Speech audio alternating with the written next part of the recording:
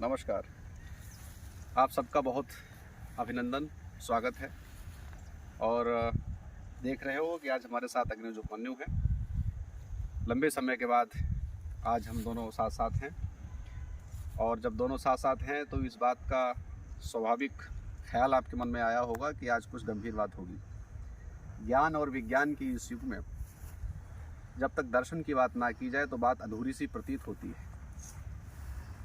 आज के इस वैज्ञानिक युग में वैज्ञानिक तथ्यों और तर्कों को तो पूरी मान्यता दी ही जाती है, लेकिन कहीं न कहीं जब तक उस पर दार्शनिक मीमांसा नहीं होती है तो बात अपूर्ण ही रहती है। इस समय काल में दर्शन के प्रति लोगों की अभिरुचि बहुत कम महसूस हो रही है, और उस समय काल में जब कोई नवयुवक दर्शन में गहरी अभिरुचि रखे और विधिवत उसका अध्ययन करे तो फिर उससे कुछ दार्शनिक संवाद होना बहुत ही स्वाभाविक बात है, करना ही चाहिए। तो अभी पिछले कुछ दिनों से अग्निज उपमन्यु भारतीय दर्शन और पाश्चात्य दर्शन का मुझे लगता है तुलनात्मक अध्ययन कर रहे थे, गंभीरतापूर्वक पढ़ लिख रहे थे। तब मैंने सोचा कि आप सबके साथ इनके उस ज्ञान को साझा किया जाए, और आज हम सब भी सीखते हैं कि इन्होंने जो दर्शन शास्त्र में अपनी रुचि दिखाई है, उस रुचि के आधार पर इन्होंने क्या अनुभव किए हैं, तो इनके अनुभवों को हम सब समझेंगे। और अब बहुत अधिक समय ना गंवाते हुए सीधे संवाद प्रारंभ करते हैं। तो अग्निज उपमन्यु, ये सब पूरी कम्युनिटी आपको देखकर प्रसन्न है। मैं उम्मीद करता हूँ कि आप इनके भावानुकूल अपनी बात रखोगे। और पिछले दिनों से आप दर्शन शास्त्र का अध्ययन कर रहे थे, जैसा कि मुझे ज्ञात है। तो सर्वप्रथम तो फिर यही बताओ और समझाओ कि दर्शन है क्या। सभी को सादर प्रणाम।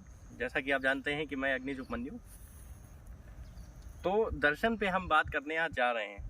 सर्वप्रथम दर्शन पे पूरी बात तो नहीं की जा सकती, क्योंकि दर्शन अपने आप में एक बहुत ही विशाल विषय है, लेकिन हम छोटा छोटा समझते हैं। सबसे पहले तो ये बात जानने योग्य है कि दर्शन शब्द संस्कृत की दृश धातु से निकला है, जिसका अर्थ होता है देखना। यहाँ पर देखना सीधे दो अर्थों में प्रयुक्त हुआ है। सबसे पहले देखने का अर्थ है जो हमारे आसपास उपस्थित हैं, फूल पत्ते और ये जितनी भी भौतिक चीजें हैं, इनको देखना। और दूसरा देखने का मतलब है अपनी आत्मा के स्वरूप को देखना। तो यहाँ पर देखने के दो अर्थ हैं। तो बाकी दर्शन शब्द जो है वो अपने आप में एक बहुत ही बड़ा अपना इतिहास रखता है। और जहाँ तक दर्शन की बात है तो दर्शन का मतलब होता है जिज्ञासा से, और जिज्ञासा के साथ साथ दुख से, यानी एब्सोल्यूट रियलिटी से, जिसे शंकराचार्य ने भी कहा। कुल मिलाकर के अग्नि जी बताना चाहते हैं दर्शन का अर्थ देखना है, और देखने से अभिप्राय एक ऐसी विधि और मेथड से है कि जहाँ पर हम किसी चीज़ की अंतिम सत्ता का बोध करते हैं, अल्टीमेट रियलिटी को पता करने का प्रयास करते हैं। तो देखने का मतलब यही है। और इस देखने की व्यवस्था को ही अग्निज आपने पढ़ा है कि हम साक्षात्कार के सेंस तक उस चीज़ को ले जाते हैं। साक्षात का मतलब है कि प्रत्यक्ष देखना, और प्रत्यक्ष देखने का मतलब है अंतिम सत्य को बोध करना। बोध करना। बहुत बढ़िया अग्निज ने इस प्रश्न का उत्तर दिया। तो इसके साथ साथ फिर आप भारतीय दर्शन पर भी कुछ अपने विचार प्रकट करो कि भारतीय दर्शन का प्रारंभ कहाँ से देखते हो, और क्या है भारतीय दर्शन। जी, तो सर्वप्रथम जैसा कि सर का प्रश्न है कि भारतीय दर्शन क्या है, तो भारतीय दर्शन अपने आप में पूरे संपूर्ण दर्शन का एक खाका प्रस्तुत करता है, जैसा कि हम जानते ही हैं। बहुत अच्छा। भारतीय दर्शन की शुरुआत जो है वो मूलतः भारत से ही मानी जाती है। तो इसलिए भारतीय दर्शन अपने आप में एक महत्वपूर्ण स्थान रखता है। इसी के साथ साथ हम देखेंगे कि भारतीय दर्शन हमारे, जैसा कि सर ने कहा कि भारतीय दर्शन प्रारंभ कहाँ से हुआ था, तो भारतीय दर्शन का प्रारंभ हमारे वेदों से माना जाता है। वैदिक एज जो है वो फर्स्ट एज है जहाँ से भारतीय दर्शन का प्रारंभ हुआ, अगर हिस्टोरिकल पर्सपेक्टिव या हिस्टोरिकल बैकग्राउंड से हम देखते हैं। बहुत अच्छा है। तो इसका मतलब अग्निज आप मुझे बताना चाहते हो कि भारतीय चिंतन का जो दार्शनिक स्वरूप है वो हमको वेदों से प्राप्त होता है।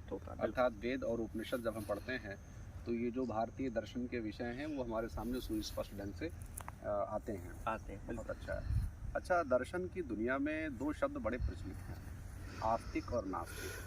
तो आस्तिक और नास्तिक का जो एक सामान्य परसेप्शन है ये कुछ अलग है।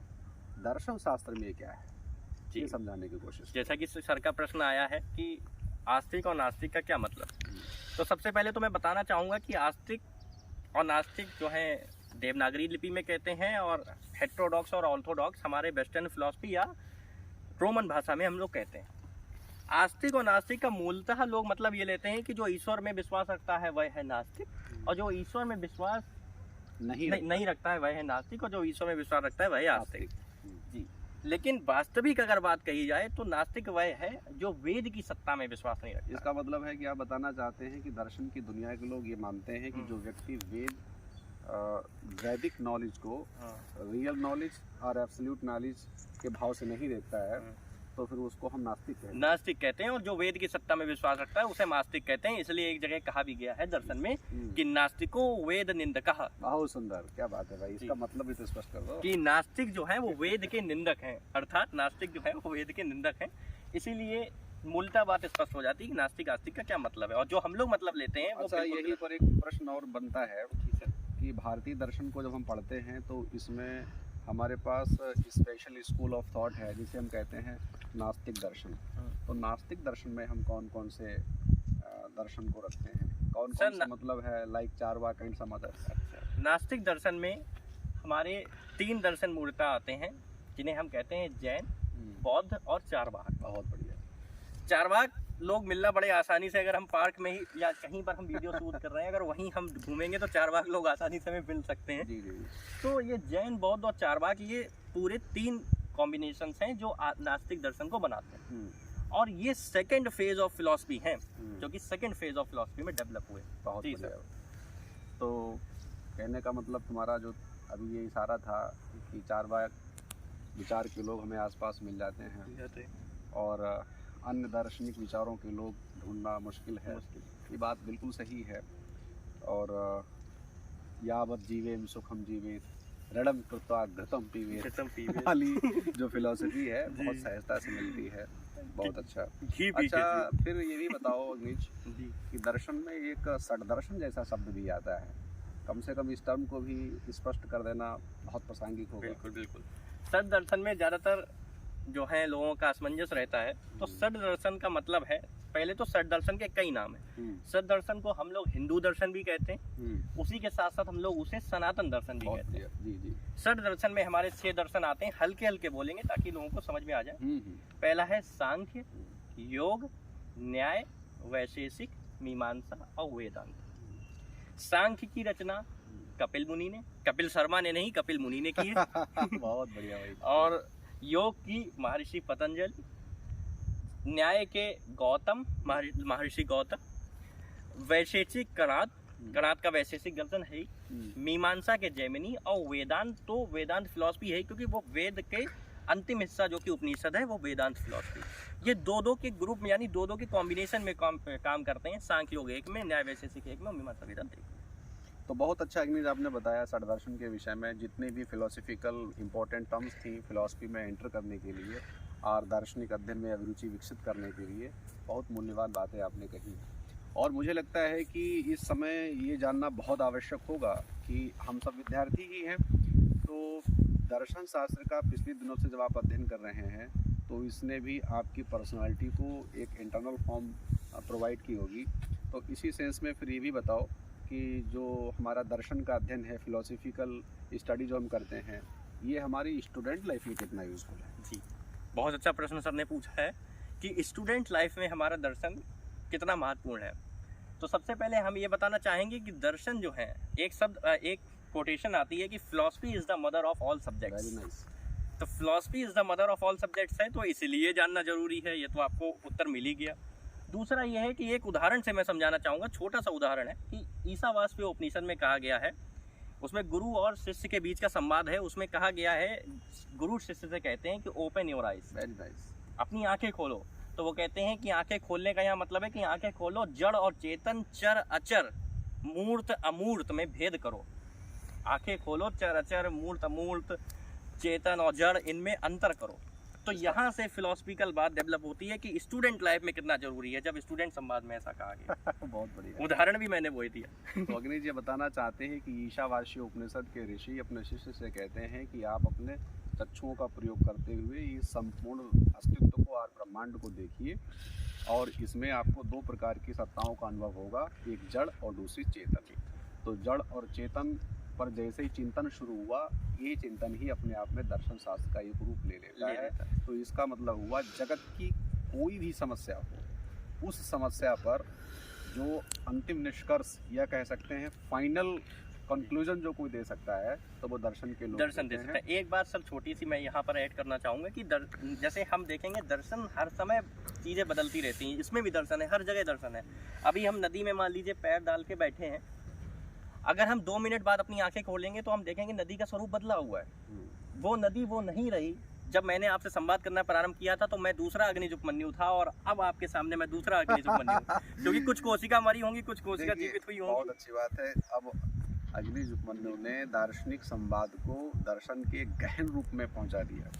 अब ये कह रहे हैं कि जो ये पूरी प्राकृतिक सौंदर्य के परिपाटी के दर्शन आप कर रहे हो, जो कुछ सेकंड पहले आप इसे देख रहे हो, जो अब देख रहे हो, ये अब वो नहीं रही है। इसका अर्थ हुआ है कि संसार में निरंतर और कोई ना कोई एक ना एक परिवर्तन घटित ही होता है। तो जिस किसी चीज़ में परिवर्तन हो जाता है, इस परिवर्तन वाली प्रकृति को और एक अपरिवर्तनशील कोई तत्व होगा, उस तक की हमारी यात्रा है, और वही हम सब जानना चाहते हैं। तो अब बात आती है विद्यार्थियों के लिए। तो अग्नि जी बताना चाहते थे कि विद्यार्थीगण जब दर्शन शास्त्र से संबंधित विषयों पर अपना चिंतन करेंगे और उसको पढ़ेंगे, तो जानेंगे, समझेंगे कि उनके अंदर एनालिसिस करने की कैपेसिटी आ जाएगी, साथ ही साथ चीज़ों को गहराई से जानने की भी अभिरुचि पैदा हो जाएगी, और ये ही सब चीज़ें उनकी एक पर्सनालिटी को न्यू चेंज और गुड सेंसेस डेवलप करेंगे। ये सब चीज़ें होंगी। तो अब मुझे लगता है कि प्रस्तावना के लिए इतनी बातें पर्याप्त रहीं। बाकी ये दर्शन शास्त्र से संबंधित यानी एक प्रस्तावना ही थी, एक इंट्रोडक्टरी डिस्कशन ही था। और कुछ समय के बाद जैसे जैसे विषय बढ़ते जाएंगे, वैसे वैसे आप सबको इस पर सुंदर व्याख्यान और संवाद मिलते रहेंगे। और अभी ये गहराई से अध्ययन कर ही रहे हैं, और जब कुछ लेकर के आएंगे तो फिर आप सबके साथ फिर साझा करेंगे। धन्यवाद।